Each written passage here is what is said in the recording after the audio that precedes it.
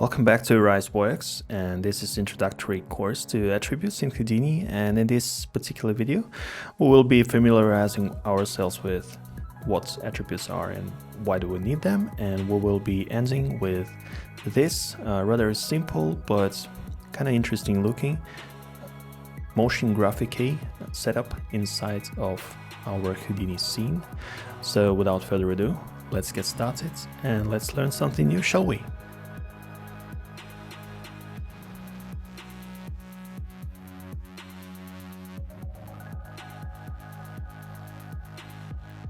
Hi, welcome to Arise.Works, and you're watching Getting Started with Attributes and VOPs workshop for Houdini.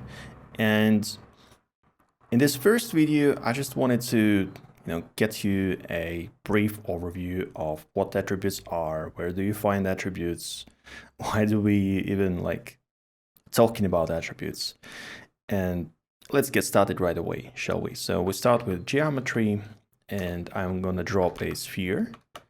And I make the sphere into a polygon, make it a little bit more frequency so we have something to work. And immediately, when we want to get our some of the information about attributes, you just can click the I button, or you can just middle click and get the same information. So now, as you can see, we have ATTRS, and it means, well, basically attributes. And the only attribute we now have is P, 3 float for position. And 3 float, basically, it's a vector information. So if that doesn't make any sense, let's try to make sense out of all of this. Okay, so generally speaking, when you want to work with attributes or manipulate them somehow, you can write like VEX code, wranglers, whatnot, but we will use the VOP, VOP network. Whoops, my bad. Attribute VOP, a VOP, Shift Enter. And this particular thing, we can dive inside it to double click, and we can see something is definitely changing. We dived one level inside of our geometry. So if you if you pay attention, we get into our geometry, so we can see our sphere, and then we can dive even further down, further inside to work with our geometry, with our attributes. So if I click here, we go back to our sphere. Now, we do not, technically, we do not have more than anything other than the position attribute, which actually, let me stop for a second and explain a little bit better.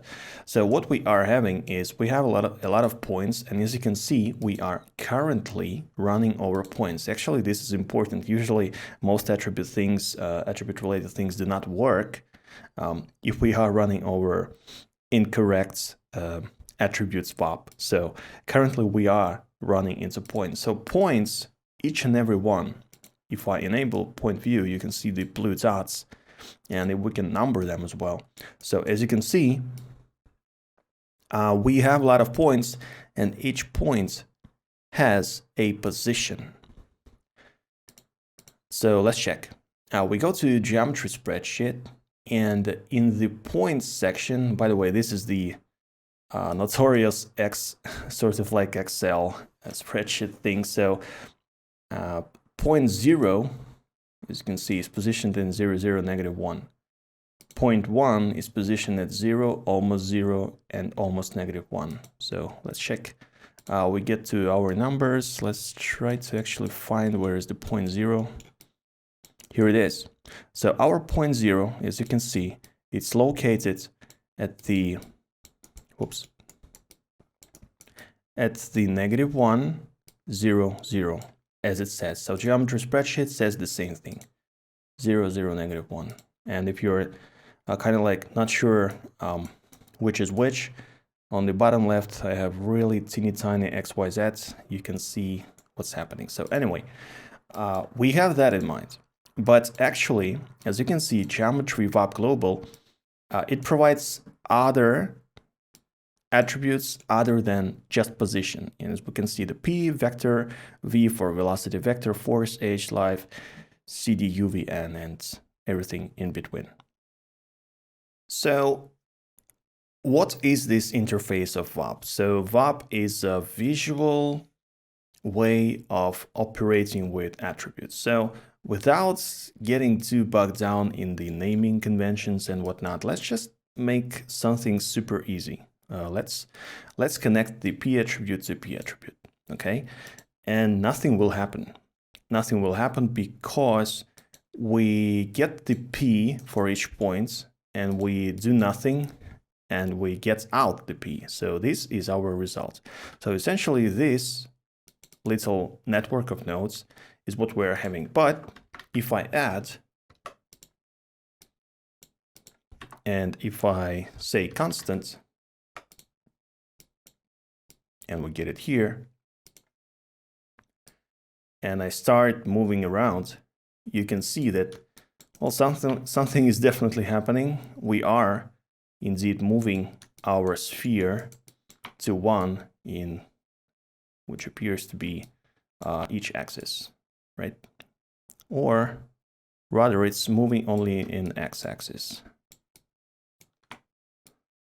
Nope, it moves in 3 axes. Okay. If I now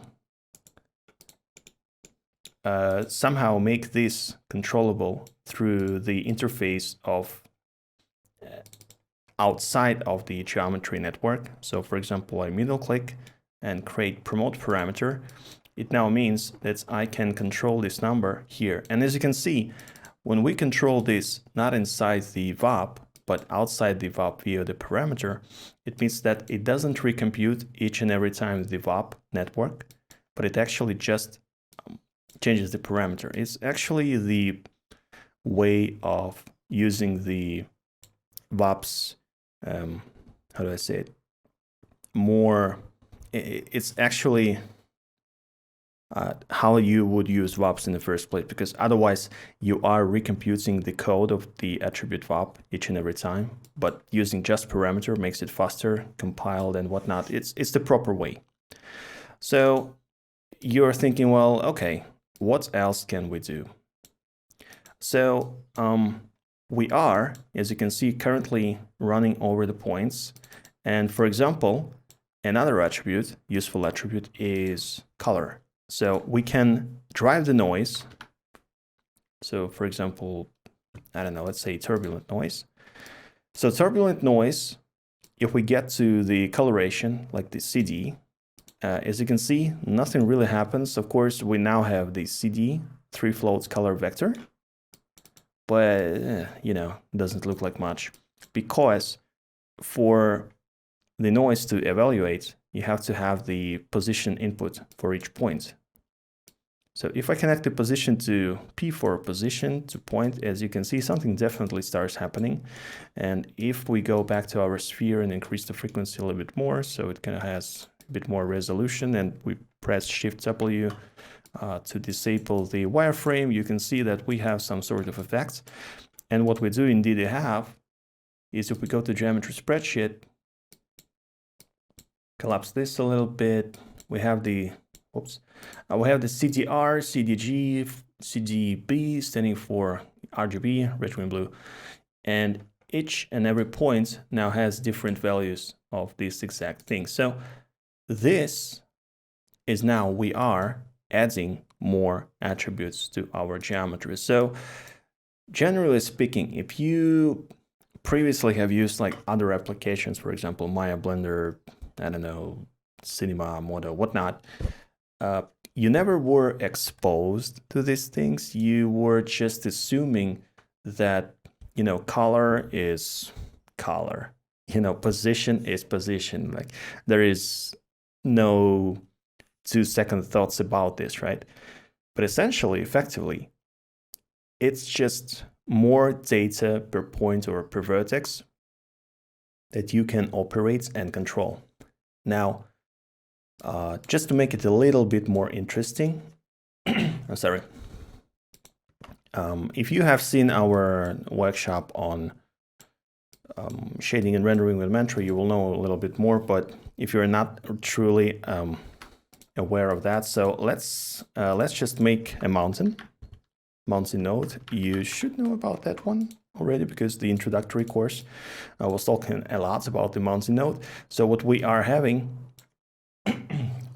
what we are having is something happening to our geometry, and as you can see, it's being displaced along the normals of our geometry. As you can see, these are the vertex. Let's see.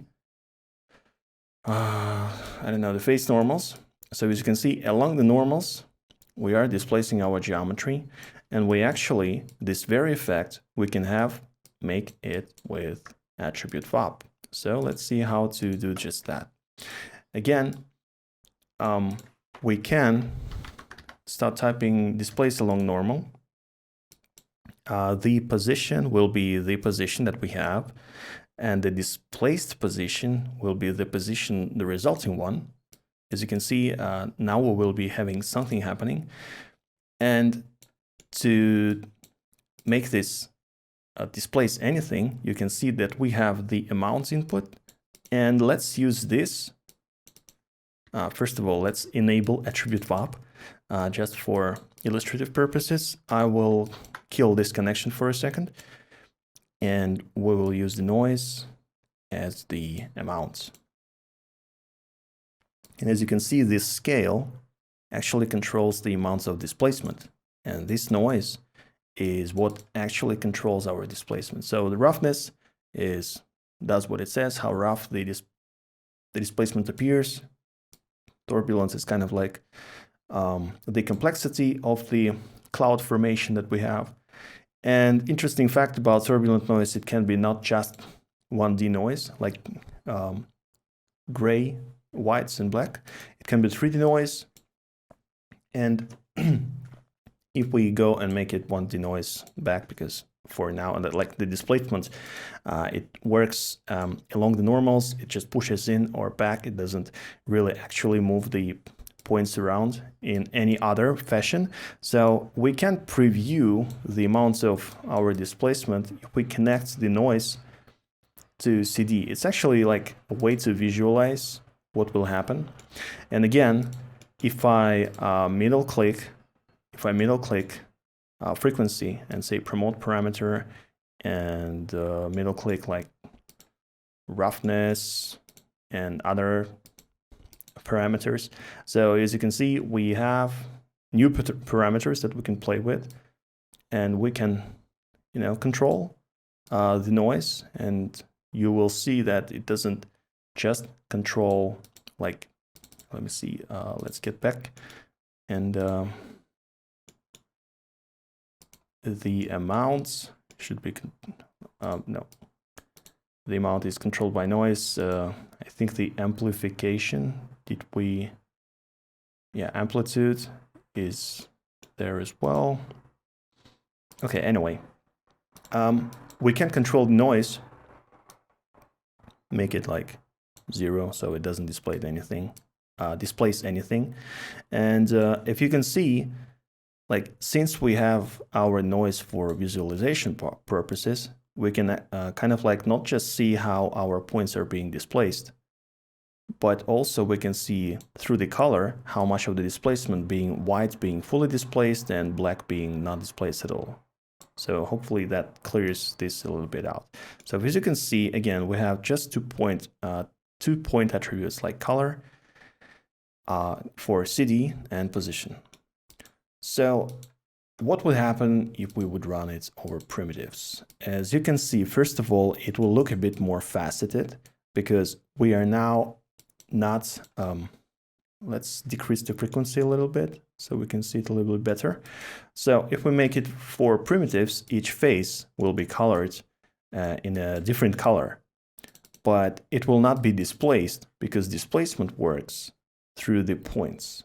That's like, that's one thing you should kind of get. If you want to make different effects, if something is working just with points and something else works with just primitives, and in a second I will showcase you what works with primitive better, it will not work unless you promote promotes attribute from primitive to points and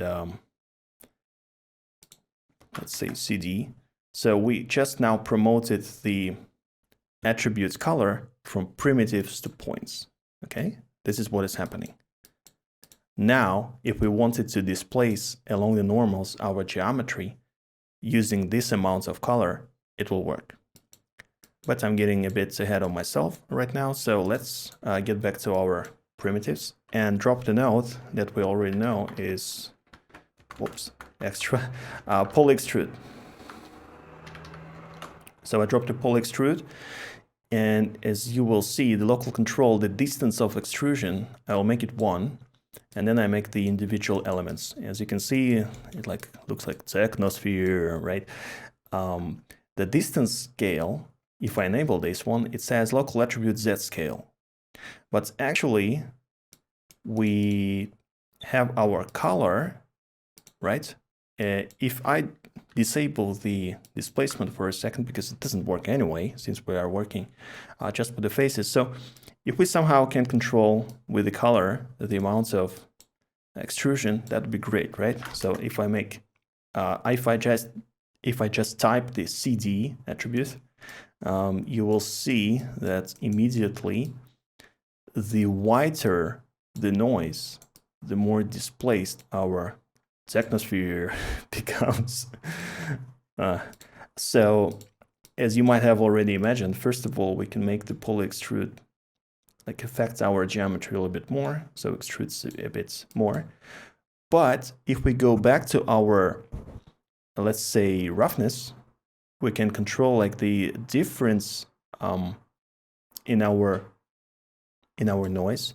And I want to promote another parameter, which will be offset, promote parameter, and it will actually kind of scroll our noise through the geometry. So if I just do this, if I just scroll through our noise, you can see that it goes, in our case, somewhat left to right because it moves in this x-axis. And you can already see that our technosphere actually moves through the time. And if I write the $T stands for time, you can see that it now lives the life of its own. And basically it's the simplest, I would say, I would divide it by 10, so it's not so fast. It's kind of the simplest setup of motion graphics that you could see. For example, we can also increase the roughness over time. So again, time divided by, let's say, 10. Let's see what it gives us. Okay, this is a bit too much. Let's say by 25. And amplitude, again, time divided by, let's say, 25. I actually don't know how much it will affect. No, we can do a little bit faster. So, basic division math, the lower the amounts of division, the higher the result will be. So essentially, I think the amplitude will be just fine. Let's see what we have. If I hit the play, it's kind of has the effect of growing and moving around and looking cool, like a technosphere. Okay, finally, we can possibly drop the poly bevel, make it a little small, 0.1. Finally drop the normal to actually compute the proper normal, so it doesn't look terrible. And there you go. There you go. It's the simplest motion graphics setup you could ever think, using just the attributes. Now remember, if we are going to poly extrude, but we forget to change the attributes from primitives to points, it will not work, because poly extrude, it works over, as you can see, extrusion mode, primitive edge normal. So it needs to have primitives. That's the point of extrusion, right? It has to have it to extrude the faces. It cannot extrude points. So usually if your setups do not work, it's because possibly you are creating attributes on a wrong entity of what you need to run your attributes on. So for example, bevels work on edges, extrude work on faces, pretty much displacement works on points. For the most part, many things work on points. So anyway, this is like the simplest introduction of what can be done with attributes, and you definitely can play around. As you can see, it's pretty much, if we have like this top to down or up and down, like the layout of our nodes. So the attributes are from left to right, just because, you know, a lot of inputs that it has is usually possibly like in the shader building, and this is almost like shader building. It goes from left to right because it's more visual to have more inputs on the left and right. So there you go. I know this may be a little bit too much. I don't know. Hopefully it gives you like the straightforward introduction, what attributes are, why are they here, and what can you do with them. And we will discuss more attributes, operations with attributes, what can be done with them, like rotation, copying, and whatnot, scattering, in other videos. So for now, you just, drop the attribute node, try to extrude something, maybe try to bevel something using the running the attributes over edges, right? Actually points, or just try to drop different noises, come up with different solutions. And the beauty of this is that if, for example, we had not just a sphere, whoops, my bad. If we had some kind of a torus, and this torus looks like, well, it doesn't look like much. So we remesh this torus into the triangles. Maybe we subdivide it a couple of times to make it look, more subdivided, right? And if we feed that into our setup, as you will see, it produces, hopefully it will not explode, because there are a lot of faces and points to compute, and the bevel is finicky. So as you can see, we have now not a technosphere, but we now have a technotorus, right? So there you go.